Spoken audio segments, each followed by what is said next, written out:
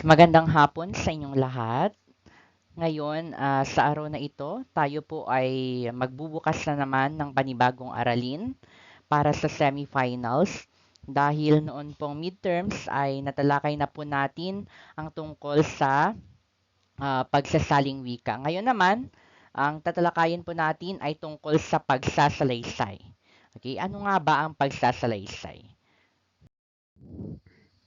Pero bago natin alamin kung ano ang salaysay, alamin po muna natin ang mga nilalaman nitong tatalakayin natin. So dito po ay tatalakayin po natin ang tungkol sa anyo ng pagsasalaysay, ang mga uri ng salaysay, ang mga maaaring mapagkuhanan ng paksa ng pagsasalaysay, at kung ano-ano yung mga elemento ng pagsasalaysay. Okay, so narito na ang kahulugan ng salaysay, ang pagsasalaysay. Ang sabi rito, ang pagsasalaysay raw, or tinatawag po natin sa Ingles na narrative. Ito po yung paglalahad, or ito raw ay may layunin na maglahad ng kwento, na mga kawili-wiling kwento or na mga kawili-wiling pangyayari sa masining na pamamaraan. Sinasabing hindi madaling gawain ang pagsasalaysay. Bakit kaya? Kasi ang pagsasalaysay class, ito po ay tinuturing na technical na bagay. Kapag sinabi po nating technical na bagay, ito po ay maraming mga bagay ang kinakailangan nating isaalang-alang. Yung paggamit ng mga salita, yung pagbaybay nito, at lahat-lahat na. Kaya sinabi na technical na gawain ang pagsasalaysay. Sabi pa rito, anuman raw na kwentong dinadagdagan o binabawasan ng salita ay maaaring magdulot ng ibang kahulugan sa naisip parating ng tagapaghatid. At dahil dito, maaaring magdulot ito ng hindi pagkakaunawaan. Kapag tayo raw ay nagsasalaysay, dapat tumpak ang mga datos na sinasabi natin. Hindi raw natin dapat ito binabawasan, hindi raw natin dapat ito dinadagdagan. Kasi maaari raw itong magdulot ng hindi pagkakaunawaan. Dapat kung ano yung nakita mo, kung ano yung nasaksihan mo or narinig mo or na-experience mo, yun lang ang isalaysay mo. Doon tayo sa katotohanan lamang upang, sabi nga riyan, hindi ito magdulot ng hindi pagkakaunawaan. Ngayon naman, ang tatalakayin po natin ay ang dalawang anyo ng pagsasalaysay. Alamin po natin kung ano-ano ang mga ito. Ang unang anyo ng pagsasalaysay ay ang pagsasalaysay na pasulat. Sa pamamagitan raw ng pagpapahayag na pasulat ay matagumpay raw natin na maikikwento or matagumpay raw na maikikwento ng isang individual sa mga mambabasa ang mahalagang pangyayari na maaaring magbigay ng impormasyon, karunungan at aliw sa kanila. O, sabi riyan, ang una raw na anyo ng pagsasalaysay ay ang pagsulat or pasulat na pamamaraan. O, yan yung mga ginagawa ng mga author or maging kayo, maaari nyo rin lang namang gawin. At sabi nga riyan, ginagawa raw natin ang pagsusulat para magbigay ng impormasyon upang maghatid ng karunungan, at yung iba ginagawa nilang pagsusulat upang magbigay ng aliw sa mga tao, sa mga mambabasa. O, sa pamamagitan niya ng pagsusulat siguro ng mga jokes, pagsusulat siguro ng mga script ng mga dula, pagsusulat ng mga kanta ng mga tula, at ng marami pang iba. Okay? Sabi pa riyan, higit raw na madali ang magsalaysay sa paraang pasulat kaysa sa magsalaysay sa paraang pasalita. Sa tingin ninyo, bakit kaya na mas madali raw ang pagsusulat? Ito ay siguro dahil sa kadahilanang ang pagsulat class, pwede mo siyang itama kapag ikaw ay nagkamali. Pwede ka lang gumamit ng eraser, 'di ba? Hindi katulad na kapag pasalitang pamamaraan ng pagsasalaysay, tuloy-tuloy, hindi mo na siya mababago. Ang pagsulat, at least pwede mo po siyang burahin, pwede mo pa siyang palitan, pwede mo po siyang i-revise. Okay, so yan po ang pasulat na anyo ng pagsasalaysay. Dagdag pa rito, sabi nga dito, mas mahaba raw ang panahon at konsentrasyon sa pagsusulat. Okay, 'di ba? Pinaglalaanan natin ng panahon ang pagsusulat. Iniisip natin yung mga bagay na sinusulat natin. At kapag nagsusulat tayo, higit raw na mas epektibo kung nakaka-concentrate tayo. Mas nakaka-concentrate pa raw tayo kapag nagsusulat tayo. At sabi nga rito, madali ring hawiin ang mga salik o mga balakid upang mapakinis ang kanyang mga pahayag. O tulad nga ng sinabi ko kanina na kapag nagsusulat tayo, mas madali para sa atin na itama yung mga mali. At kung ano mang mga balakid yan, kapag tayo nagsusulat. Halimbawa nga, nung sinabi ko kanina, kapag nagkamali ka ng pagsulat, pwede mo lang siyang burahin, pwede mo siyang palitan. Hindi tulad nung pasalita na tuloy-tuloy at hindi mo na mababago. Dito na po tayo sa pangalawang anyo ng pagsasalaysay. At ito nga po ay yung pasalita. Okay? Sabi po rito na mararapat lamang na kapag tayo raw ay nagsasalaysay sa paraang pasalita, dapat raw na isaalang-alang natin yung mga karanasan, yung kasanayan, karunungan at tiwala sa sarili. Bakit? Na kinakailangan natin isalaysay or isaalang-alang ang mga bagay na ito. Ito ay sa kadahilanan na kapag tayo raw ay nagsasalaysay, gamit ang ating mga karanasan ay mas naibibigay natin or naipapakita natin yung tunay na damdamin nung sinasabi natin kapag galing yan sa experience, kapag galing yan sa karanasan mo, hindi ba? At kapag ginagamit din natin ang karanasan natin, kapag tayo ay nagsasalaysay, mas nagiging makatotohanan yung mga sinasabi natin kasi nagiging relatable ito para doon sa mga nakikinig sa atin. Pangalawa, kinakailangan po nating isaalang-alang yung mga kasanayan natin dahil nakatutulong po ang mga kasanayan upang mas maging maayos, upang mas maging malinaw at maging kapanapanabik yung paghahatid natin ng kwento kapag ginagamit natin ang kasanayan sa pagsasalaysay. Ang kasanayan po kasi, nagbibigay yan ng kakayahan sa atin para mag-ayos ng detalye at magdala ng tamang emosyon at gawing kawili-wili yung mga sinasabi natin kapag tayo ay nagsasalaysay. At ang pangatlo, kinakailangan na isaalang-alang natin yung karunungan din natin. Hindi mo masasabi yung mga bagay na wala kang alam. Dapat marunong ka, dapat may kaalaman ka. Dapat raw na kapag tayo ay nagsasalaysay ng isang kwento, malawak yung kaalaman natin. Ito kasi ay nagbibigay po ng lalim doon sa kwento na sinasalaysay natin. Mas nagiging makabuluhan din ito at mas nagiging edukasyonal kapag nanggaling sa karunungan natin ang mga sinasabi natin. Dapat may laman na sinasabi nga nila. Ang karunungan po ay tumutulong upang magkaroon ng pananaw at konteksto yung mga sinasalaysay natin. Kaya mas nagiging mas makabuluhan yung kwento.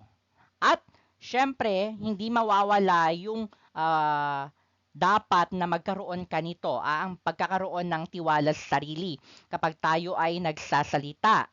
Mahalaga yung pagkakaroon ng tiwala sa sarili, class, dahil nagpapakita po ito sa atin, nagpapakita ang pagkakaroon ng tiwala sa sarili ng kumpiyansa. Na siyang nagdadala po ng kredibilidad, mas nagiging kapani-paniwala ka, at mas nahihikayat mo yung interes nung mga makikinig sa'yo kapag mayroon kang tiwala sa sarili? Siyempre, paniniwalaan ka nila. Sa tindig mo pa lang, sa postura mo, makikita na nila na marunong ka. Parang itong tiwala sa sarili, parang kabuuan na ito ng lahat. Nakikita dito yung karanasan mo, yung kasanayan mo, yung karunungan mo. Okay? So mahalaga na kapag tayo raw ay nagsasalaysay, dapat mayroon tayong tiwala sa sarili. Dahil isa pa, itong pagkakaroon ng tiwala sa sarili, ito po ay nagbibigay sa atin ng sigla at lakas na magkwento. Kasi 'di ba, kapag wala tayong tiwala sa sarili natin, parang pinagdududahan po natin yung ating sarili. Okay? So, mas nagiging epektibo tayo sa paghahatid ng mensahe, mas nagiging matagumpay tayo sa paghahatid ng mensahe kapag mayroon po tayong tiwala sa sarili. Okay, so dapat itong apat na ito, isaalang-alang po natin kapag tayo ay nagsasalaysay. Dapat na, sabi nga rito, maiwasan ang kaba at higit na pangingibabaw. Dapat maiwasan ang kaba at higit na mangingibabaw raw dapat ang konsentrasyon upang maisalaysay ang bawat detalye ng pangyayari. Kapag tayo ay nagsasalita or nagsasalaysay sa pamamagitan ng pagsasalita. Natapos na natin yung dalawang anyo ng pagsasalaysay. Ngayon naman, dumako na tayo sa mga uri ng salaysay. Ang unang uri po ng salaysay ay ang salaysay na nagpapabatid. Kapag nagpapabatid, sa Ingles, to inform, para magbigay ng impormasyon. Ang layunin ng salaysay na ito, ng salaysay nagpapabatid, ay upang magbigay ng kaalaman. Magbigay ng kaalaman at kabatiran sa mga mambabasa or makikinig. Kung kaya't kinakailangan daw na kapag tayo ay nagsasalaysay, dapat tiyak o tuwiran ang mga sinasabi natin. At sabi pa rito, wala raw itong banghay na sinusunod o plotless ang salaysay na nagpapabatid. At may tatlong sakop po na dapat sangkap, ang dapat taglayin ng salaysay na nagpapabatid. Yan dapat ay maging kawili-wili para tangkilikin ng mga makikinig or magbabasa ng mga sinasabi mo. Dapat mayroon kang layunin kapag tayo ay nagsasalaysay na gamit itong salaysay na nagpapabatid. May layunin, may purpose. At syempre, dapat maging factual or maging makatotohanan. At may mga uri po tayo ng salaysay na nagpapabatid. Nariyan po ang una, ang salaysay ng pangyayari or narrative of incidents. Yan yung mga ginagawa ninyo. IR siguro ang tawag dito sa ibang term. Okay, salaysay na nagpapaliwanag. To expository narrative sa Ingles. Ang salaysay na pangkasaysayan or the historical narrative, ang salaysay ng nakaraan, okay? Salaysay ng paglalakbay, salaysay ng pakikipagsapalaran, salaysay ng patalambuhay, at yung mga anekdota. Isa rin niyang uri ng salaysay na nagpapabatid. Ang pangalawa pong uri ng pagsasalaysay ay ang masining na pagsasalaysay or the word masining. Kapag sinabi nating masining na pagsasalaysay, ang pangunahing layunin daw po niyan ng may akdarian ay upang mangaliw. Ginagamit riyan yung malikhaing pag-iisip. At mayroon daw po itong banghay na sinusunod at umiikot sa paghahanap ng suliranin ng binibigyang lunas ng pangunahing tauhan.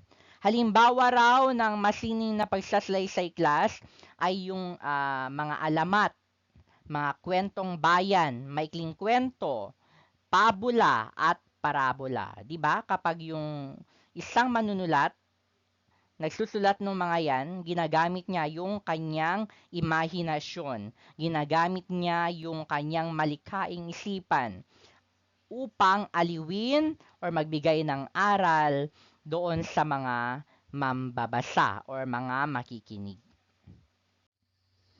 At narito po ang mga maaari raw pagkuhanan ng paksa sa pagsasalaysay.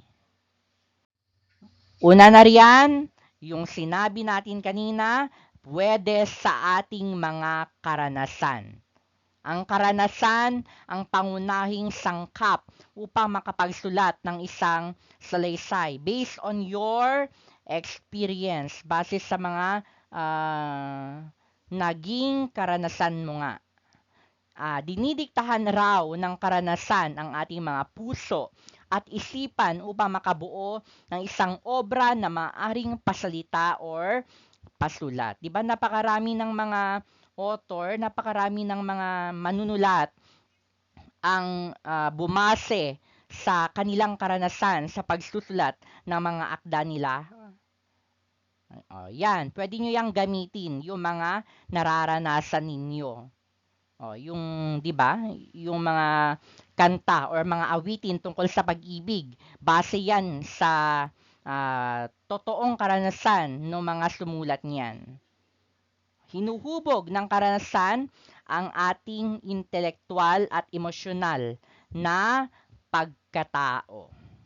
Hinuhubog raw nito ang ating pagkatao. At sabi pa rito, ang karanasan daw ang madalas na gamitin sa masining na uri ng salaysay. Yung pagsusulat nga ng tula, yung pagsusulat ng mga awitin, hindi baga na ginamitan iyon ng karanasan ng mga taong sumulat ng mga yon. Okay, so dito tayo sa pangalawa. Ang pangalawang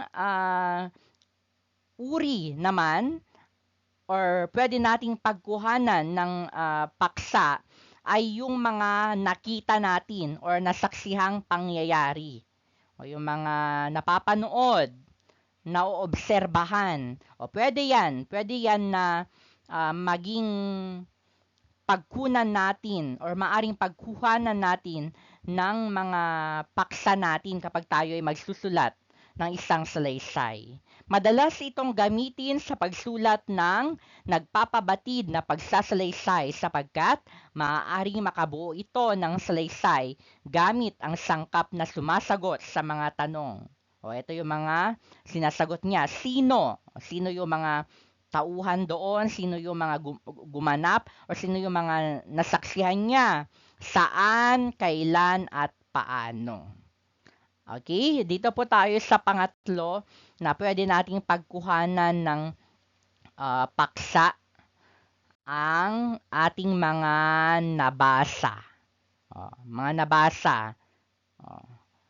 Diba yung mga taong mahilig magbasa, mas nagiging maalam yan sa mga bagay-bagay. Kaya naman, kapag may nabasa, pwede yung maging inspiration ng isang tao para sumulat din nung gusto niyang iparating sa mga mambabasa. Hinuhubog din ng pagbabasa ang kakayahan ng isang tao na makapagsulat. Mas maraming nabasa, mas maraming mailalahad. So yan, pwede daw tayong kumuha sa mga nabasa natin. Pero huwag naman po natin na intotong gayahin yung mga nabasa natin. Dapat pagbasehan lang natin. Okay, kapag tayo ay gumagawa ng salaysay, pwede na mag-base tayo, pwede tayong kumuha ng magiging paksa natin sa mga nababasa natin. At ang ikaapat po na pwede nating pagkuhanan ng paksa ng pagsasalaysay ay yung ating imahinasyon. Pwede raw nating pagbasehan yung isipan natin. Pwede tayong mag-isip. Likhang isip o bunga ng ating mga imahinasyon. Okay? Maaari raw nating gamitin ng isang manunulat or ng isang tagapagsalita ang kanyang imahinasyon upang magpahayag ng kanyang mga salaysay. Subalit, hindi ito magiging posible kung limitado ang kanyang karanasan, nasaksihang pangyayari at nabasa. O, di ba? Ang likhang isip o bunga ng imahinasyon ay parang nakabase na rin doon sa karanasan, doon sa mga nasaksihan at nabasa. Parang kabuuan na ng lahat ang likhang isip or imahinasyon. Ang pagpapagana raw ng imahinasyon ay nakabatay sa unang tatlong maaaring pagkuhanan ng paksa. Kaya tayo na nanaginip minsan nung mga nararanasan natin, hindi ba? Nung mga napapanood, nung mga nasaksihan natin. Okay, so yan, pwede nating gawing inspiration yung mga napapaniginipan natin, yung imagination natin, basta paganahin lang po natin yung ating malikhaing pag-iisip. Okay, so yan po ang 4 na pwede po nating pagkuhanan nung mga paksa kapag tayo ay magsasalaysay. So dito naman po tayo sa mga bahagi ng masining na salaysay. Una na riyan. So dito po tayo sa unang bahagi ng pagsasalaysay. Siyempre, nariyan po ang simula. Okay? Dito raw, karaniwan ng pagpapakilala sa mga tauhan at tagpuan bilang estilo ng mga tradisyonal na manunulat sa panimula ng kanilang salaysay. Nagdudulot ito ng pagkabagot sa mga mambabasa at tagapakinig. Yung mga tradisyonal raw kasi, di ba, na mga pagsasalaysay, pinapakilala muna yung mga tauhan at yung mga tagpuan. Kung kayo magsusulat ng pagsasalaysay, paano nyo ba ito sisimulan? Yan ay isang tanong para sa inyo. Kasi yung mga tradisyonal, ang ginagawa nila, pinapakilala muna nila yung tauhan at yung tagpuan nung kanilang isasalaysay. Pero sabi rito, yung mga ganun raw na pamamaraan ay nakababagot na. Parang napaka-usual na lang.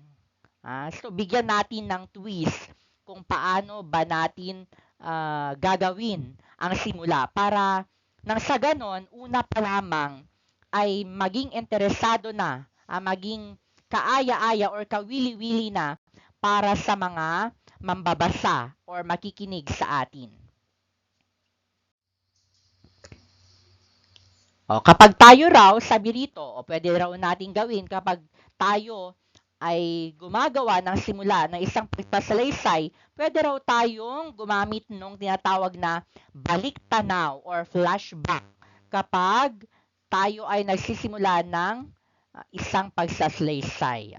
Ang paggamit ng ganitong uri ng pagsisimula ay maaari makapukaw ng atensyon ng mga mambabasa or tagapakinig upang ipagpatuloy pa yung pagbabasa or pakikinig doon sa isinasalaysay natin. Dito na po tayo sa pangalawang bahagi ng ating pagsasalaysay at yan nga po yung gitna. Of course, hindi naman tayo darako agad sa wakas ng pagsasalaysay, hindi ba? So, dito po tayo sa gitna. Sa bahaging gitna, dito po ay matatagpuan ang mga mahalagang elemento na kailangang abangan at subaybayan. Ito raw po ang kabuang detalye na siyang magpapaluha, magpapatawa at uukit sa kaakuhan ng mga babasa or magikinig ng mga kwento ninyo. So, inilalagay po natin dito yung magpapakita ng emosyon or magpapalabas sa emosyon nung mga magbabasa or makikinig doon sa ginawa ninyo. Dito sa gitna. Dito, nakapaloob yung mga importanteng detalye. Okay? Makikita rito yung saglit na kasiglahan ng mga pangyayari, yung suliranin at tunggalian, yung kasukdulan at yung magiging kakalasan ng mga pangyayari. At dito po ang pangatlong bahagi na syempre ang wakas or konklusyon.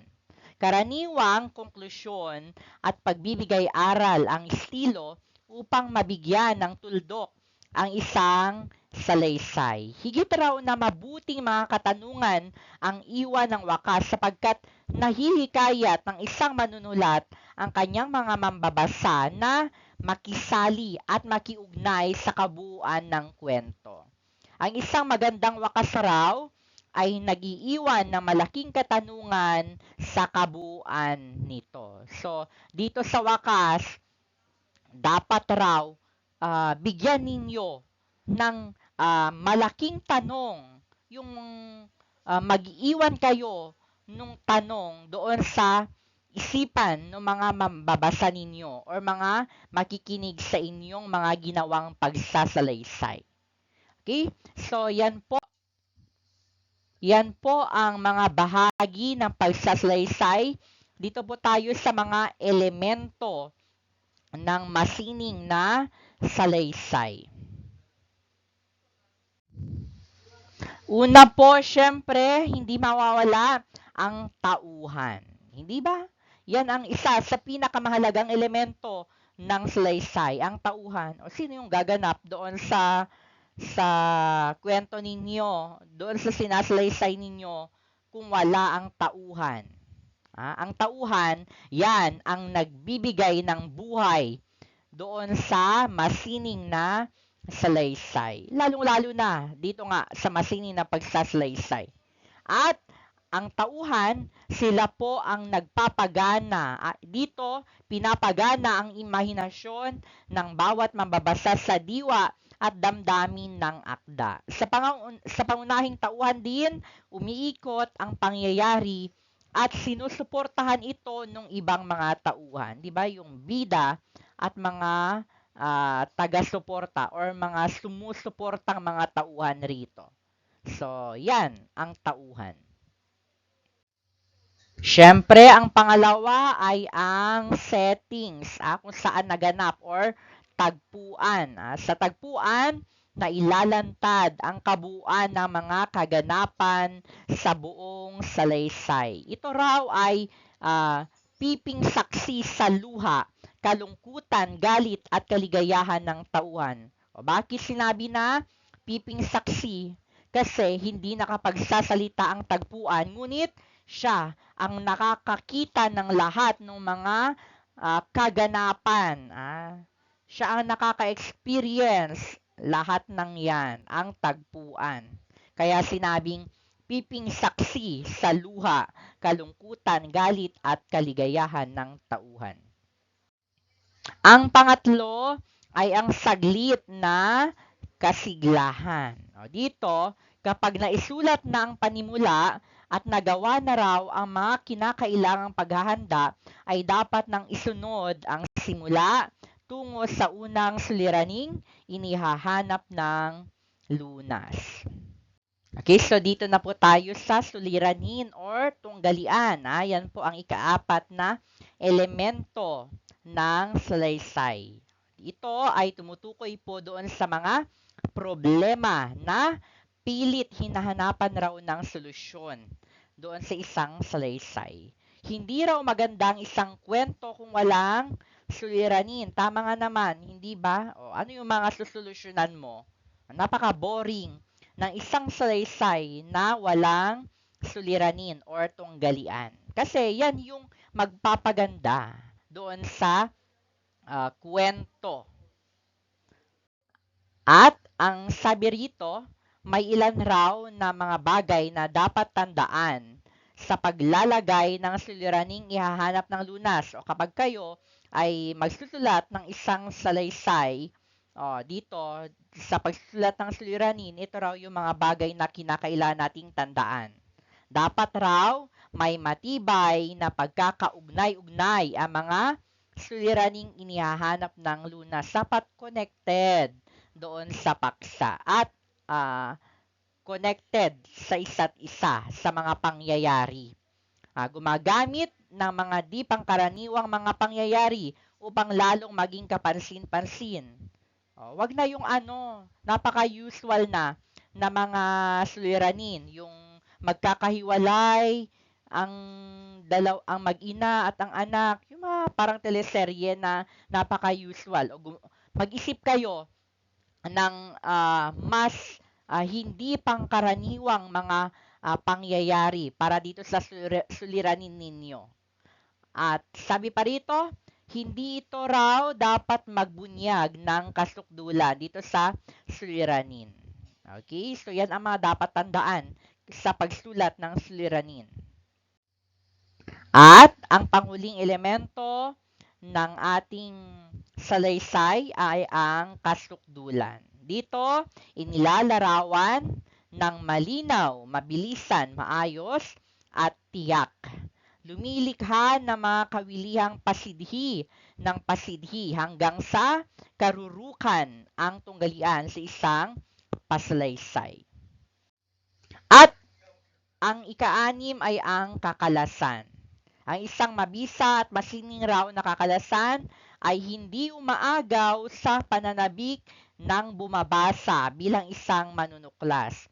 Hayaan raw na gamitin niya ang kanyang pag-iisip. O alangan kasi na ibigay mo na, ikaw na bilang isang manunulat o tagapagsalita ang magbigay ng kakalasan. Hayaan mo na gamitin nung magbabasa or makikinig sa'yo yung kanyang isipan upang tumuklas nung kung ano mang twist ang inilagay mo dito sa pagsasalaysay mo.